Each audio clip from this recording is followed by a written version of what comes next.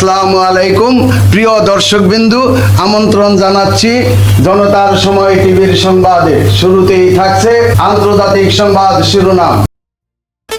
উত্তপ্ত পাকিস্তান শাসিত Kashmir, long March চালিয়ে যাওয়ার ঘোষণা। এবার দেখবেন বিস্তারিত।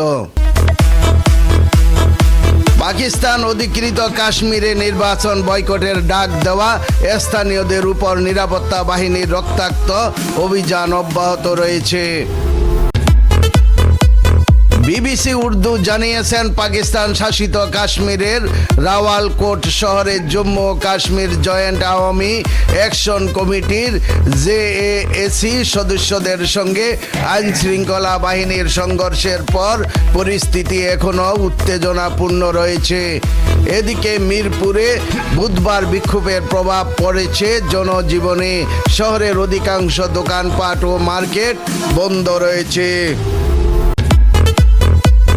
অন্যদিকে অঞ্চলটির বিভিন্ন এলাকায় ইন্টারনেট সেবা ব্যাহত হওয়ায় সাধারণ মানুষ সংযোগ ব্যবহার করতে সমস্যার মুখে পড়েছেন।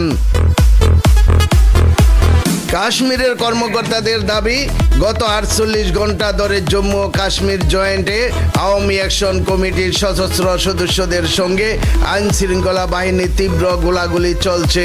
পরিস্থিতি নিয়ন্ত্রণে নিরাপত্তা বাহিনীর অভিযান অব্যাহত রয়েছে।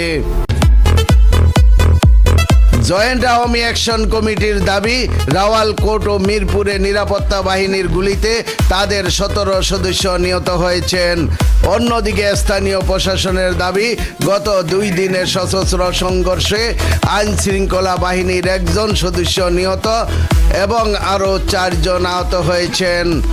তবে হতাহতের সংখ্যা নিয়ে উভয় পক্ষের দেওয়া তথ্যের স্বাধীনভাবে সত্যতা যাচাই করতে পারেনি বিবিসি।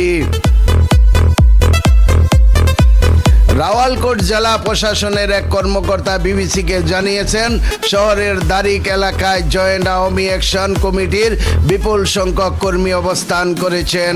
সেখানে আইন শৃঙ্খলা বাহিনীকে তীব্র প্রতিরোধের মুখে পড়তে হচ্ছে।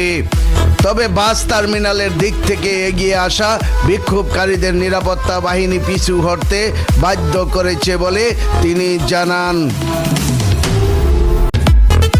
জেলা প্রশাসনের ওই কর্মকর্তার দাবি, তারিক এলাকার কাছে 4টি নির্মাণাধীন ভবনে নিষিদ্ধ সংগঠনটির সশস্ত্র সদস্যরা অবস্থান নিয়েছেন।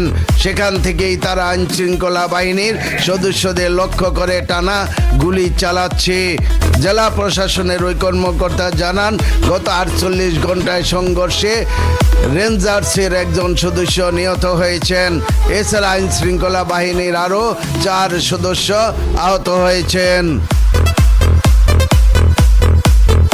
এর আগে মঙ্গলবার পাকিস্তান শাসিত কাশ্মীরের তথ্য সচিব মোহাম্মদ রাশিদ হানিফ এবং কাশ্মীর পুলিশের মুখপাত্র ডিআইজি ইরফান মাসুদ কাশফি এক সংবাদ সম্মেলনের দাবি করেন, বিক্ষোভকারীদের পাশাপাশি বিপুল সংখ্যক সশস্ত্র জঙ্গিও চলমান পরিস্থিতিতে জড়িত রয়েছে বলে তারা বলেন।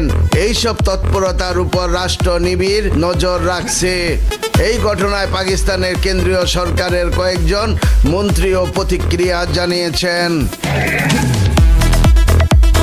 মঙ্গলবার স্বরাষ্ট্র প্রতিমন্ত্রী তালাল চৌধুরীর সঙ্গে যৌথ সংবাদ সম্মেলনে পাকিস্তানের তথ্যমন্ত্রী আতাউল্লাহ তারার দাবি করেন, কিছু গোষ্ঠী সহিংস কর্মকাণ্ডের মাধ্যমে পরিস্থিতি অস্থিতিশীল করার চেষ্টা করছেন।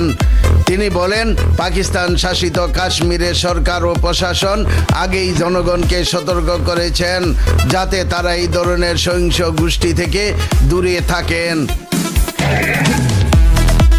পাকিস্তানের প্রধানমন্ত্রী শাহবাজ শরীফের রাজনৈতিক উপদেষ্টা রানা সানাউল্লাহ জিও নিউজকে বলেন, যারা বিক্ষোভ করছে তারা এই ধরনের সংগঠনের সদস্য। তাদের কাছে অস্ত্র রয়েছে এবং তাদের কোনো রাজনৈতিক দাবি নেই। প্রিয় দর্শকবিন্দু, আজকের প্রতিবেদন এই পর্যন্তই শেষ করছি। আমি মনসুর রহমান পাশা, জনতার সময় টিভি। আল্লাহ হাফেজ।